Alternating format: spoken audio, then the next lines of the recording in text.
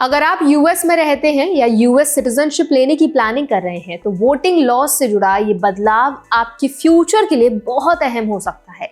America में एक बार फिर वोटर एलिजिबिलिटी को लेकर बहस तेज हो गई है और इसके पीछे एक कानून का नाम बार बार सामने आ रहा है, वो है सेव एक्ट। तो आज के इस वीडियो में हम आसान सी भाषा में समझेंगे कि सेव एक्ट आखिर है क्या, इसके रूल्स क्या कहते हैं, ये कानून पास हुआ तो वोटिंग सिस्टम कैसे बदलने वाला है और खासकर इंडियंस को किन बातों का ध्यान रखना है। तो आज हम इस वीडियो में 4 बातों को बहुत अच्छे से स्टेप बाय स्टेप समझने वाले हैं। पहला तो सेव एक्ट आखिर है क्या और इसे क्यों लाया जा रहा है। दूसरा, ये कानून वोटिंग रजिस्ट्रेशन को कैसे बदल देगा। तीसरा, किन लोगों पर इसका सबसे ज्यादा असर पड़ सकता है। और चौथा, यूएस में रहने वाले इंडियंस इस पूरे सिचुएशन में कैसे ज्यादा केयरफुल रह सकते हैं। तो चलिए फिर जल्दी से वीडियो को स्टार्ट कर देते हैं। हाय, मेरा नाम है वर्षा दुबे और आप मुझे देख रहे हैं एनबीटी टेक एड पर। सबसे पहले तो समझ लेते हैं कि सेव एक्ट आखिर में एकदम से चर्चा में क्यों आ गया है। यूएस प्रेसिडेंट डोनाल्ड ट्रंप ने हाल ही में नेवाडा स्टेट के वोटिंग प्रोसेस को लेकर फ्रॉड के आरोप लगाए। उन्होंने दावा किया कि वहां कुछ लोगों ने एक से ज्यादा बार वोट किया। कुछ वोट्स ऐसे लोगों के नाम पर पड़े जो अब जिंदा नहीं हैं। कुछ वोटर्स स्टेट के बाहर रहते थे और कुछ एड्रेसेस ऐसे थे जो असल में मौजूद ही नहीं थे। इन आरोपों के बाद ट्रंप ने पूरी तरह इलेक्शंस को गलत बताया और इसी वजह से सेव एक्ट को तुरंत लागू करने की जरूरत है। अब सवाल आता है कि सेव एक्ट आखिर में है क्या। तो देखिए, सेव एक्ट का पूरा नाम है safeguard American voter eligibility act. इस कानून का मकसद ये सुनिश्चित करना है कि सिर्फ यूएस सिटीजन्स ही वोटिंग कर सके।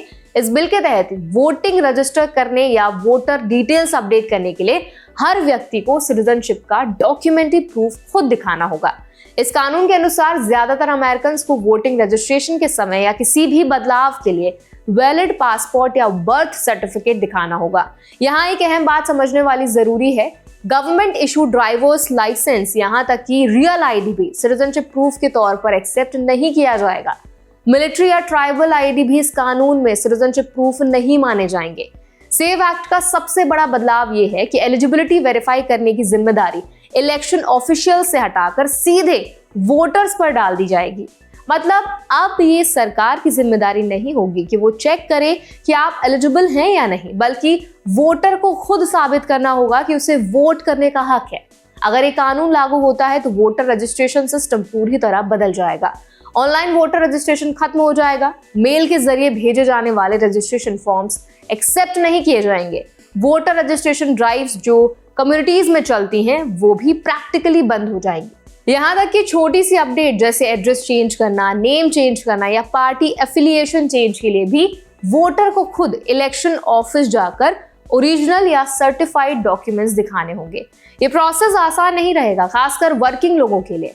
आप समझते हैं कि इस कानून का सबसे ज्यादा असर किन लोगों पर पड़ेगा। तो देखिए, डेटा के अनुसार करीब 146 मिलियन अमेरिकन सिटीजन्स के पास वैलिड पासपोर्ट नहीं है। यह संख्या लगभग उतनी ही है जितने लोगों ने 2024 प्रेसिडेंशियल इलेक्शन में वोट किया था। इसका मतलब यह है कि बहुत बड़ी पॉपुलेशन के पास वो डॉक्यूमेंट ही नहीं है जो सेव एक्ट के तहत जरूरी होगा। महिलाओं पर इसका असर और ज्यादा हो सकता है। अमेरिका में करीब 84% महिलाएं शादी के बाद अपना सरनेम बदलती हैं। इसका मतलब ये है कि उनकी बर्थ सर्टिफिकेट पर लिखा नाम और करंट लीगल नाम मैच नहीं करता। सेव एक्ट में साफ तौर पर यह नहीं बताया गया है कि मैरिज सर्टिफिकेट या नेम चेंज डॉक्यूमेंट्स को कैसे कंसिडर किया जाएगा। इससे कई वुमेन वोटर्स के सामने बड़ी लीगल कंफ्यूजन खड़ी हो सकती है। लोअर इनकम और वर्किंग क्लास अमेरिकन के लिए भी ये कानून मुश्किलें बढ़ा सकता है। जिन लोगों की इनकम $50,000 से कम है या जिनकी एजुकेशन हाई स्कूल तक लिमिटेड है, उनके बीच पासपोर्ट ओनरशिप काफी कम है। ऐसे में वोटिंग का हक होते हुए भी प्रैक्टिकल प्रॉब्लम्स आ सकती हैं। अब सवाल ये है कि इंडियंस इन द यूएस के लिए इसका मतलब क्या है। तो देखिए, सबसे पहली और जरूरी बात ये समझना है कि नॉन सिटीजन्स को यूएस इलेक्शन में वोट करने का हक नहीं होता। अगर आप H1B, L1, F1 या किसी भी नॉन इमिग्रेंट वीजा पर हैं तो वोटिंग करना इलीगल है। सेव एक्ट इस रूल को और स्ट्रिक्ट बनाने की कोशिश कर रहा है। अगर आप यूएस सिटीजन हैं या नेशनलाइजेशन प्रोसेस में हैं तो आपको अपने डॉक्यूमेंट्स पहले से व्यवस्थित रखने होंगे। Passport, birth certificate, name change documents, सब कुछ सेफ और अपडेटेड होना बहुत जरूरी है। किसी भी मिसमैच की वजह से फ्यूचर में वोटिंग राइट आपका इम्पैक्ट हो सकता है। इंडियन ओरिजिन अमेरिकन के लिए बहुत जरूरी हो जाता है कि ये पॉलिटिकल डिस्कशंस या मिस इन्फॉर्मेशन से दूर रहें। सोशल मीडिया पर गलत क्लेम्स या फिर अजम्पशंस के आधार पर कोई भी कदम उठाना लीगल ट्रबल में डाल सकता है।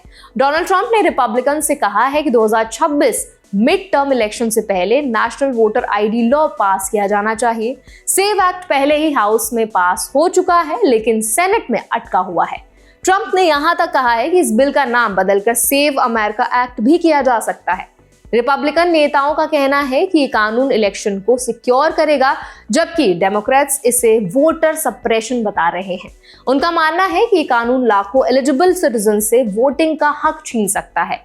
अब इस पूरे डिबेट का मतलब ये है कि अमेरिका में वोटिंग अब सिर्फ एक राइट नहीं बल्कि डॉक्यूमेंटेशन और प्रोसेस से जुड़ा लीगल इशू बनता जा रहा है। यूएस में रहने वाले इंडियंस के लिए सबसे जरूरी बात अवेयरनेस है। रूल्स को समझना, डॉक्यूमेंट्स को सही रखना और लॉ का पालन करना ही सबसे बड़ा प्रोटेक्शन है। तो आई होप वीडियो आपके लिए हेल्पफुल रहा होगा। अगर वीडियो आपको अच्छा लगा तो इसको लाइक करें, शेयर करें। इस पूरे मुद्दे पर आप क्या राय रखते हैं, आपका क्या ओपिनियन है, आपकी क्या सोच है, हमें कमेंट्स के जरिए जरूर बताएं। ऐसे और भी अपडेट्स के लिए हमारे चैनल एनडीटी टेक को भी जरूर सब्सक्राइब करें।